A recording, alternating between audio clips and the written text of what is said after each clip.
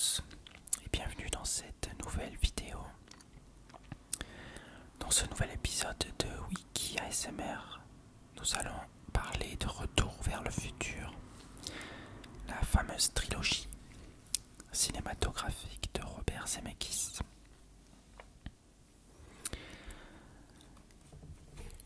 Retour vers le futur est une trilogie cinématographique écrite par Bob Gale et Robert Zemeckis, réalisée par ce dernier et dont les différents volets sont sortis respectivement en 1985, 1989 et 1990. Elle raconte les aventures d'un lycéen, Marty McFly, interprété par Michael J. Fox, et d'un scientifique, le docteur Emmett Brown, interprété par Christopher Lloyd, qui voyagent à travers le temps à l'aide d'une DeLorean modifiée. Le premier film, Retour vers le futur, est sorti en 1985. L'intrigue relate le voyage dans le passé d'un adolescent, Marty McFly, à bord d'une machine à voyager dans le temps fabriquée par le docteur Emmett Brown à partir d'une voiture de modèle DeLorean DMC-12.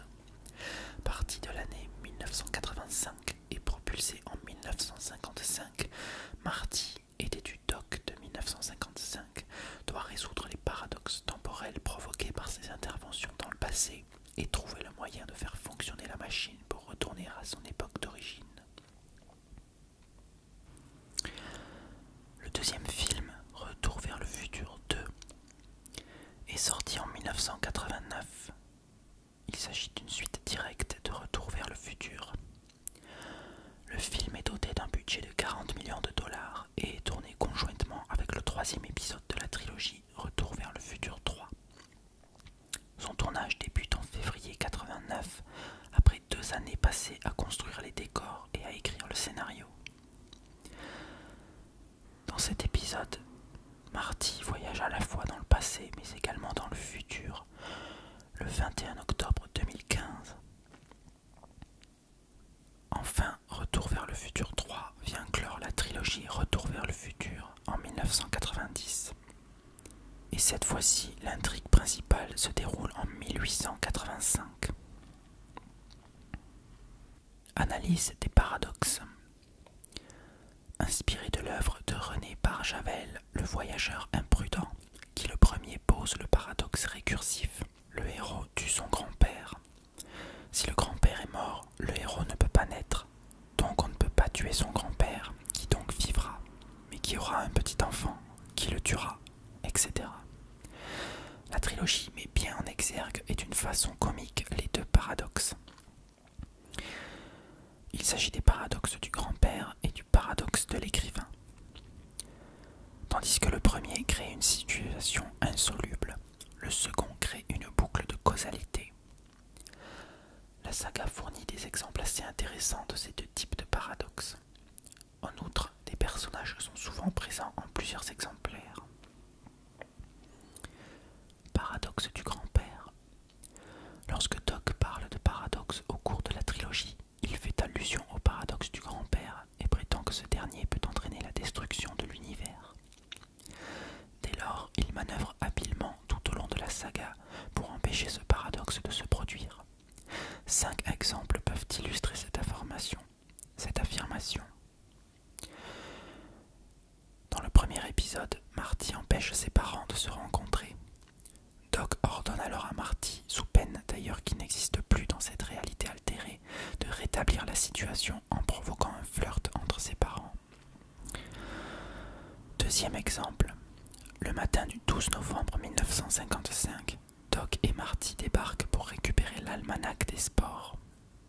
Doc demande à Marty d'attendre que le vieux Biff ait remis le livre au jeune Biff pour intervenir. En effet, si le vieux Biff voit que son objectif n'est pas atteint, il ne ramènera pas à temps la DeLorean dans le futur. Or, c'est cet exemplaire de la DeLorean qui, en 2015, permet à Doc et Marty de retourner vers le passé, c'est-à-dire en 1985, puis 1955. Si la DeLorean ne revient pas en 2015, les deux personnages sont bloqués dans le futur et ne peuvent pas se rendre en 1955. Dans un tel cas, aucun obstacle ne se dresse à la remise de l'almanach au jeune Biff, et le vieux Biff ramène la DeLorean dans le futur. En attendant que le vieux Biff soit reparti dans le futur, Marty évite un terrible paradoxe. Troisième exemple. Le soir du 12 novembre 1955, les copains de Biff sont à la poursuite de Marty. Appelons-le Marty numéro 2, qui a dérobé l'almanach. En entrant dans le gymnase, ils aperçoivent l'autre Marty, le Marty numéro 1, en plein concert de guitare sur la scène. Ils prévoient alors de s'en prendre à lui. Doc donne alors pour instruction à Marty numéro 2 d'empêcher par tout moyen cette agression. En effet, si Marty numéro 1 est agressé, il ne sera pas en état de rejoindre la DeLorean et de profiter de l'éclair de 22h04 qui doit le ramener en 1985. Dès lors, il ne réintègre pas son époque, du moins pas avant longtemps. Il ne peut pas vivre la suite des aventures, celle du volume numéro 2. Alors, il ne peut pas dérober l'almanach à Biff, et ses acolytes n'ont aucune raison particulière de s'en prendre à Marty, lequel peut alors rejoindre 1985. Ainsi de suite, ce paradoxe n'ayant aucune solution. C'est pourquoi Marty numéro 2 empêche l'agression de Marty numéro 1 en neutralisant les copains de Biff. Quatrième exemple. Le soir du 12 novembre 1955, peu avant 22h, la foudre tombe sur la DeLorean dans laquelle se trouve le Doc Emmett Brown de 1985. Quelques secondes seulement après l'accident, Marty reçoit une lettre datée du 1er septembre 1885, dans laquelle Emmett Brown lui annonce qu'il vit dans le vieux Far West. Cette lettre a donc été conservée pendant 70 ans. Emmett Brown a écrit 1 heure et 1 minute précises pour que la lettre soit remise à Marty. Si mes calculs sont exacts, tu recevras cette lettre tout de suite après avoir vu la foudre tomber sur la DeLorean. S'il mentionnait une date postérieure, aucun paradoxe n'est encouru, mais le risque est que la lettre ne parvienne jamais à son destinataire, ne sachant pas où Marty va résider dans une époque qui n'est pas la sienne. Si la lettre lui était remise avant cet instant, cependant, le paradoxe du grand-père était encouru.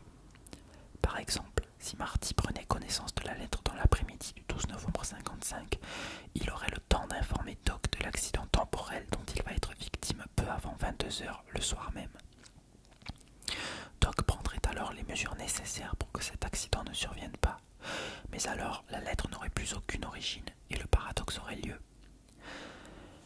Bien sûr, l'écrivain de la lettre pouvait interdire à Marty d'informer son homologue plus jeune de la situation, mais Marty a montré dans le volume précédent qu'il faisait primer la sécurité de son ami sur les risques de paradoxe.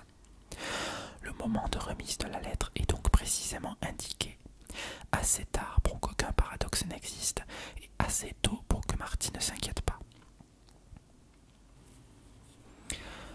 Cinquième exemple. Apprenant que le savant va être tué 6 jours après le dépôt de la lettre à la Western Union, Marty prend la décision d'aller sauver son ami. Le Doc de 55 règle alors le tableau de la DeLorean sur le 2 septembre 1885. Pourquoi cette date située seulement 5 jours avant son décès, ce qui laisse peu de temps à Marty pour le localiser? La DeLorean aurait permis à Marty d'arriver plus tôt, d'autant plus que Doc est dans cette époque depuis le 1er janvier 1885. Marty aurait donc eu un timing moins serré. Cependant, Emmett n'a écrit la lettre que le 1er septembre 1885. S'il voit Marty débarquer avant cette date, il n'écrira pas la lettre. Or, c'est cette lettre qui a informé Marty de sa présence dans le Far West. Comment, en l'absence de lettre, Marty aurait-il pu savoir? S'il ne sait pas, il ne voyagera pas en 1885 et la lettre sera alors écrite. Un dangereux paradoxe est encouru. C'est pourquoi le jeune Doc Brown, déjà spécialiste de la question 30 ans avant l'invention de la machine, envoie Marty à une date postérieure au dépôt de la lettre. Paradoxe de l'écrivain. Au contraire, les paradoxes de l'écrivain abondent. Dans le bar où Marty se rend juste après son arrivée le 5 novembre 1955, il y rencontre le futur maire Goldie Wilson, alors simple homme de ménage, et informe accidentellement celui-ci de sa destinée. C'est donc Marty qui a donné à Goldie Wilson l'idée de se lancer dans une carrière politique à Hill Valley, mais il ne l'a fait que parce qu'en 1985, Goldie Wilson était déjà maire. Il n'y a donc pas de cause à cet événement. L'illustration la plus connue est la scène où on entend la chanson Johnny B. Good. Marty fait découvrir aux jeunes de 1955 un bon vieux rock bien rétro qui ne sera écrit qu'en 1958. Pendant sa prestation, Marvin Berry téléphone à son cousin Chuck pour lui faire découvrir un son nouveau. Ainsi, Chuck Berry ne deviendra célèbre qu'en ayant repris la chanson et non en l'ayant composée lui-même. Cette chanson n'a donc, dans la saga, jamais été écrite. Autre exemple. Lors de son voyage en 1955, le jeune McFly se présente à ses futurs parents sous son vrai prénom, Marty. Quand il leur fait ses adieux, juste avant de regagner l'année 1985, sa mère dit « Marty, c'est un si joli prénom ». C'est donc grâce à lui que Lorraine et George ont ensuite prénommé leur troisième enfant Marty. Le fait donc que Marty porte ce prénom est dépourvu de cause. Autre exemple. Dans le 1985 alternatif, lorsque Marty débarque pendant le pain de bif, celui-ci est en train de regarder le film Pour une poignée de dollars, sorti en 1964. Marty peut alors voir le héros du film, interprété par Clint Eastwood, survivre au duel grâce à un bouclier qui sert de gilet pare-balles. Lors de son voyage en 1885, Marty reprend la même idée.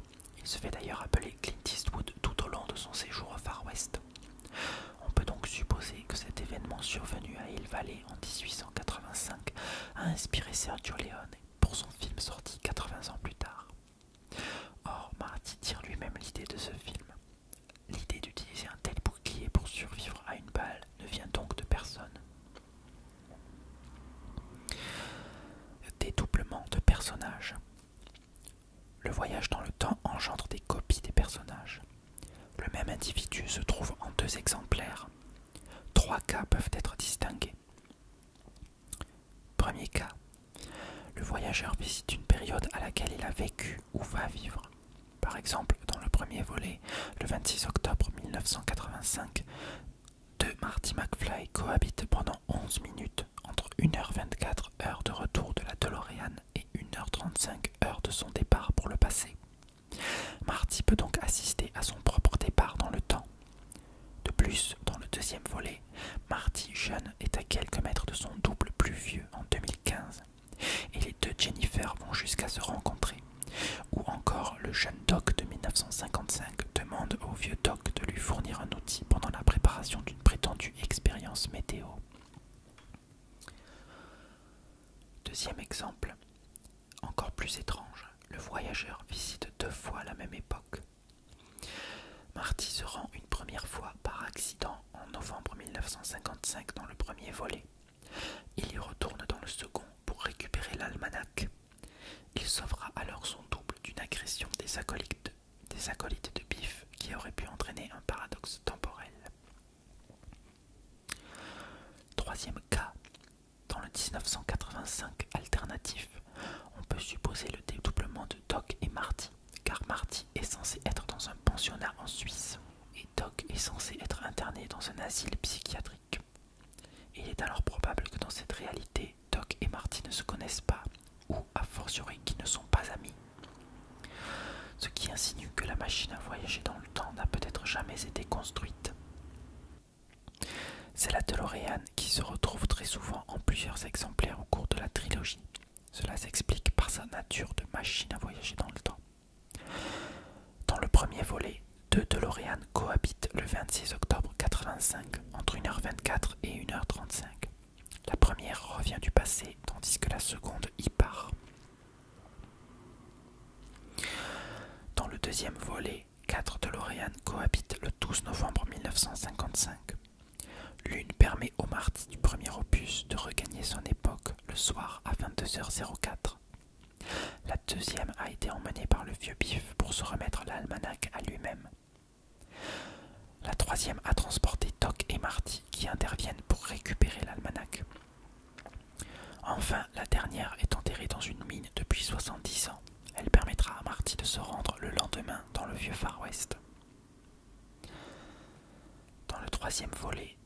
DeLorean cohabitent du 2 au 7 septembre 1885. La première a transporté Doc au 1er janvier 1885 et la seconde, Marty, au 2 septembre de la même année. Cette dernière disparaîtra le 7 septembre 1885, ramenant Marty à son époque. Récurrence. L'expression récurrente de Marty dans la version française est « c'est pas le pied ». Celle du Doc est « nom de Zeus ». Ces répliques sont entendues régulièrement tout au long des 3 films. Il est à noter que lors d'une scène du 3e film, Doc et Marty échangeront ces 2 répliques. Ainsi, Marty dira « nom de Zeus » et Doc rétorquera « je sais, c'est pas le pied ». Dans chacun des 3 films, un membre de la famille Tannen se fait recouvrir de fumier. Dans le premier et le deuxième, il s'agit de Biff, et dans le 3e, c'est son ancêtre Bufford. Dans chacun des 3 films, un Tannen maltraite un McFly. En 1955 et 1985, Biff exploite et maltraite George. De la même manière qu'en 2015, Griff, petit-fils de Biff, tente d'utiliser Marty Jr., petit-fils de George, pour un mauvais coup. En 1885, Bufford Tannen maltraite également Seamus McFly. Dans le premier volet, lorsque le Doc de 1955 fait ses adieux à Marty, il lui dit « rendez-vous dans 30 ans ». Dans le 3e opus, il lui dit « rendez-vous dans le futur ». Les problèmes de conjugaison posés par les voyages dans le temps sont abordés. En effet, le futur d'un personnage peut se situer dans le passé et inversement. Dans le second volet, dans le 1985 alternatif, Marty s'aperçoit qu'il est responsable de l'altération de la réalité et Doc le réconforte en disant « c'est du passé ». Marty rétorque par « du futur, vous voulez dire ?» En effet, c'est en 2015 que le vieux Biff s'est emparé de l'almanach. Dans le deuxième film, les 2 exemplaires de Doc Brown discutent ensemble le soir du 12 novembre 1955. À l'issue de la conversation, le jeune Doc dit « on ne sait jamais, peut-être qu'on se rencontrera un jour futur ». Et le vieux Doc ajoute de manière que l'autre ne l'entende pas « ou un jour passé ». Dans le 3e opus, lorsque Marty grimpe dans la DeLorean le 13 novembre 1955 pour rejoindre le vieux Far West, le jeune Doc lui dit « rendez-vous dans le futur » et Marty réplique « dans le passé, vous voulez dire ?» Marty rejoint l'année 1885, donc 70 ans plus tôt qu'à l'époque où il se trouve au début du film, et pourtant c'est un Doc plus vieux de 30 ans qu'il va retrouver à cette époque. L'utilisation d'un gilet pare-balles est un élément récurrent des 3 films. Cet objet sauve le Doc dans le premier film et Marty dans le 3e. Dans le 2e, on le voit uniquement dans le film que regarde Biff pour une poignée de dollars avec Clint Eastwood. La DeLorean a des problèmes de fonctionnement, manque d'énergie pour voyager dans le temps, panne des circuits temporels, réservoir percé. L'intrigue du premier volume et du 3e est même relativement similaire. La DeLorean ne peut pas fonctionner dans le passé et il s'agit d'exploiter un élément externe à la machine. Le train en 1885 et la foudre en 1955, à un moment précis pour permettre à Marty de regagner son époque. Il y a toujours une poursuite relativement similaire entre Marty et Tannen ou ses descendants ou ancêtres dans les 3 films. Dans ces poursuites, Marty est mis en difficulté mais finit à chaque fois par s'en sortir de justesse. Un skateboard est utilisé dans les 3 films. Créé à partir d'une caisse par Marty dans le premier film, un skateboard à lévitation futuriste appelé Overboard servira à Marty dans le second film et à Doc dans le 3e. Dans chaque film, Marty se réveille après s'être évanoui dans une pièce où il y a sa mère ou quelqu'un qu'il prend pour sa mère. Dans le premier film, il s'agit de sa mère en plus jeune en 1955. Dans le deuxième film, dans le 1985 alternatif, c'est sa mère mariée à Biff et ayant quelque peu grossi. Enfin, dans le troisième film, c'est une ancêtre du côté de son père ressemblant étrangement à sa mère, interprétée par la même actrice. À plusieurs reprises lors de la trilogie, quand Marty traverse une rue à Hill Valley, il manque de se faire renverser. Dans les volumes numéro 1 et 3, alors que Doc est en train d'expliquer à Marty comment la DeLorean va retourner dans le futur, une femme fait irruption. Dans le premier volet, en 55, c'est Lorraine qui a suivi Marty car elle souhaite que ce dernier l'invite au bal. Dans le troisième film, c'est Clara qui, en 1885, souhaite demander un service à Doc. Dans les deux cas, Doc ordonne à Marty de cacher la machine à voyager dans le temps avant que la personne n'entre dans la pièce. Au moins une partie de l'action de chaque film se passe en 1955 et une autre en 1985. La scène du 12 novembre 1955 où la DeLorean emportant Marty vers 1985 est frappée par la foudre peut être vue dans les 3 volumes. Dans le premier, elle fait partie éminente de l'action du volet. Dans le second, elle est la conclusion de l'opus et elle sert de scène d'introduction au 3e volet. Dans la version française, l'expression « retour vers le futur » n'est jamais employée par les personnages. Ils disent entre autres « vers le futur »,« retour du futur » ou encore « retourner vers le futur », mais jamais le fameux titre de la trilogie. En anglais, il est utilisé car « Back to the Future » peut être traduit en « retourner vers le futur » ou « retour vers le futur ». Retour vers le futur a été un des films marquants des années 1980 et beaucoup d'œuvres renferment des références à cette trilogie.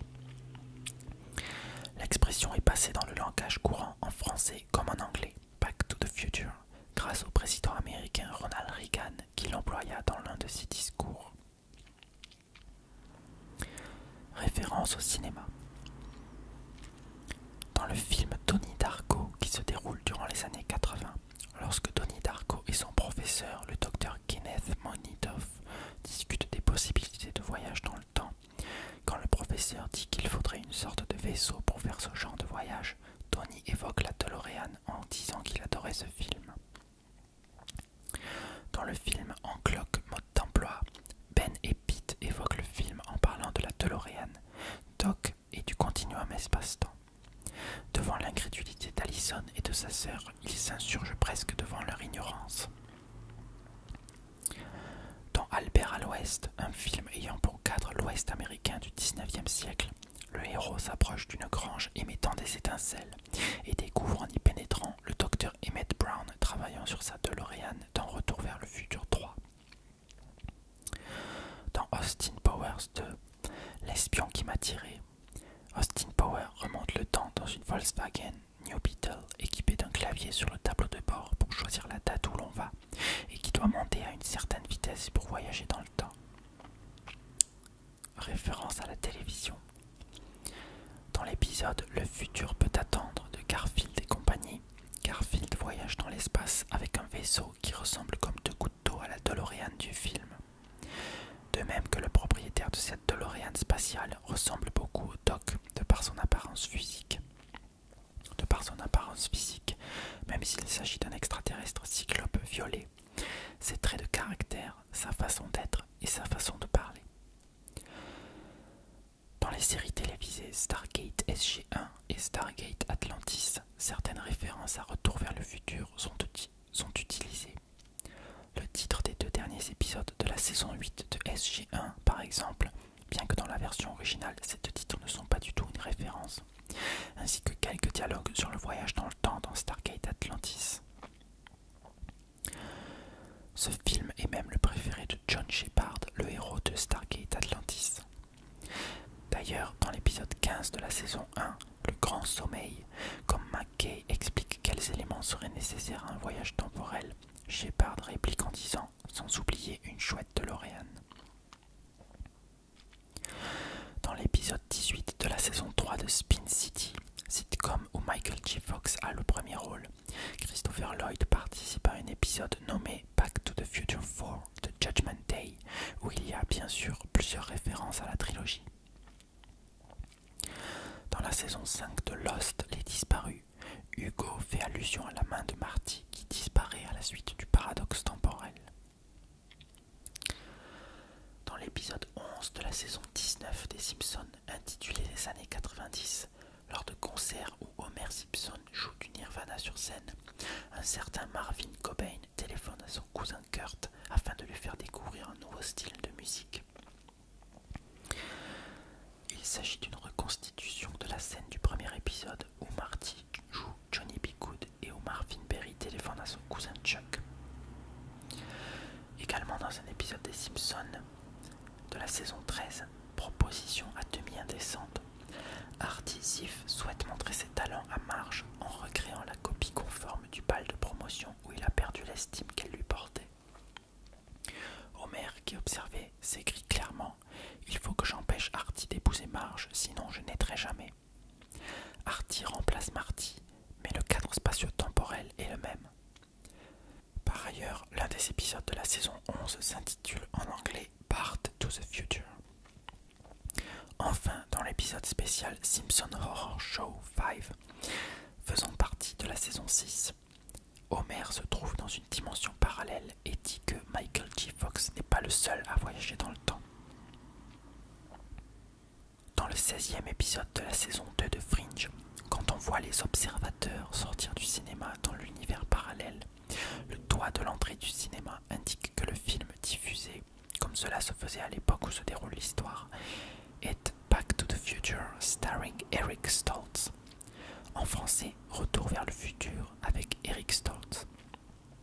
Il faut savoir que Eric Stoltz était à la base l'acteur du film qui allait interpréter Marty McFly avant d'être remplacé. Dans l'univers parallèle, on peut supposer qu'il n'a jamais été remplacé. Cet univers étant légèrement différent du monde réel. Dans l'épisode 4 de la saison 4 des Experts Manhattan, plusieurs allusions sont faites à la trilogie, dont le titre de l'épisode « Détour vers le futur ». La victime se nomme d'ailleurs Martin Browning, allusion à Marty et Brown. Il a créé une machine à voir dans le temps et se dit arriver du futur grâce à celle-ci. Dans la série Supernatural, on retrouve également de nombreuses références à Retour vers le futur. Dans l'épisode 3 de la saison 4, Dean est envoyé dans le passé et rencontre son père dans un bar dans les mêmes conditions que Marty dans le premier film de la trilogie. Il fait ensuite référence à la DeLorean en se demandant si c'est avec cette voiture que Castiel lui a permis de voyager dans le temps. Dans l'épisode 18 de la saison 6, après que Dean et Sam aient tous les deux fait un bref voyage temporel en 1861, ils reçoivent un colis de Samuel Colt, leur contact du Far West, référence à la scène du film Retour vers le futur 2, quand Marty reçoit une lettre de Doc. Une autre référence est faite quant à cette scène dans l'épisode 12 de la saison 7, quand Dean se retrouve en l'an 1944 et qu'il écrit une lettre à son frère resté dans le présent. Dans ce même épisode, Dean mentionne également la stratégie de Biff quand il apprend que Cronos a en sa connaissance les résultats des courses hippiques qui n'ont pas encore lieu. La dernière référence en date se trouve dans l'épisode 12 de la saison 8, lorsque Dean, pour parler d'un voyage dans le temps, indique qu'Henry Winchester va se Marty McFlyiser jusqu'en 1960. Référence du jeu vidéo. Dans le jeu vidéo Grand Theft Auto 5, on trouve de petites pancartes sur les transformateurs de Los Santos avec la mention 2,21 gigawatts.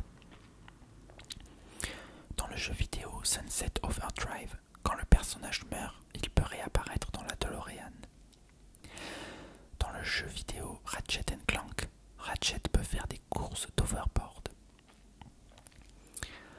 Dans Worms 4 Mayhem, une mission a lieu dans un terrain dont le décor ressemble fortement à la mairie dont l'horloge permet à Marty de retourner dans le futur. D'ailleurs, si le joueur dirige son verre derrière cette mairie, il pourra trouver une réplique de DeLorean. S'il la fait exploser, le jeu affichera « Vous avez trouvé un easter egg ». Dans le jeu vidéo Driver San Francisco, il faut rouler à plus de 88 miles à l'heure avec la célèbre DeLorean afin de débloquer une épreuve appelée Retour vers le passé, qui est une épreuve classique de Driver. Dans le jeu vidéo Forza Motorsport 4 sur Xbox 360, 10 à l'heure avec la DeLorean pour débloquer le trophée Out of Time. Dans le jeu vidéo de voiture Burnout Paradise, il est possible de choisir une DeLorean. Dans le jeu vidéo Duke Nukem Time to Kill, l'un des niveaux du Far West recèle une voiture semblable à la DeLorean dans un tunnel minier dissimulé derrière un mur caché, comme dans le troisième volet de la trilogie. Dans le jeu vidéo XCOM Enemy Unknown, lors de l'utilisation réussie de l'électroflux pour étourdir un alien, l'une des répliques possibles d'un soldat après cette action est épand 1,21 gigawatts. Dans le jeu Pokémon version blanche, sorti en 2011, il y a une référence évidente au film Retour vers le futur. En effet, dans la ville de Janusia, au premier étage de la première maison au nord du centre Pokémon, le PNJ vêtu de vert dit « Je veux connaître l'avenir, quelle angoisse! Dans quel monde vivra mon petit Emmett? Je n'endors pas la nuit. Alors j'ai décidé de construire une machine qui relie le présent et le futur, rien que ça. Aucun problème de sécurité, elle est entièrement gainée de plomb. Mais bon, ça marche pas terrible. L'alimentation électrique, ça manque de gigawatts. » Autre référence. Dans l'épisode 20 de la saison 2 du donjon de Naheulbeuk, le voyage du village de Val Tordu à la cité perdue de Boulgourville, la compagnie entre dans un village et on entend la voix de Doc et sa célèbre réplique 2,21 gigawatts. Et Marty lui répond « Mais enfin c'est quoi un gigawatt ?» Dans la dernière série avant la fin du monde, l'un des 3 personnages principaux s'appelle Bernard McFlan, en référence à Marty McFly. De plus, l'épisode 3 relatant l'invasion de Cthulhu, McFlan reçoit une lettre de Doc lui indiquant qu'une DeLorean est restée cachée dans une vieille carrière au nom de Brown Industry, tout comme dans le film La lettre par la Western Union. Dernière petite anecdote. Les concepteurs du film n'avaient pas du tout prévu de faire une suite pour Retour vers le futur. D'ailleurs, la DeLorean volante de la fin du premier opus n'était à l'origine qu'une plaisanterie. Les demandes persistantes des fans ont conduit à la réalisation de Paradox en 1989 et 90, devenu à sa sortie en salle Retour vers le futur 2 et 3. Zemeckis et Gale ont eu beaucoup de mal à construire une suite. De plus, certains acteurs du premier volet n'étaient plus partants pour tourner le second opus. Et voilà, c'est tout pour aujourd'hui sur Retour vers le futur.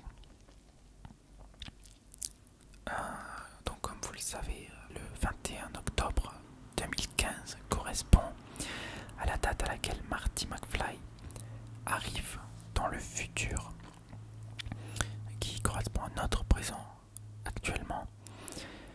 Et il y a pas mal de différences entre ce futur et la réalité que l'on voit actuellement. Donc l'overboard, c'est pas encore tout à fait ça, même si une sorte d'overboard est en développement, mais actuellement il ne marche que sur une surface métallisée et je crois qu'il est relié à un câble électrique. Également, on n'a pas eu droit au temps de la mer 19. C'est peut-être un bon point. Et ensuite, qu'est-ce qu'on a d'autre? On a pas mal de choses. Il y a quand même des choses qui ont été assez bien prédites, notamment le cinéma en 3D.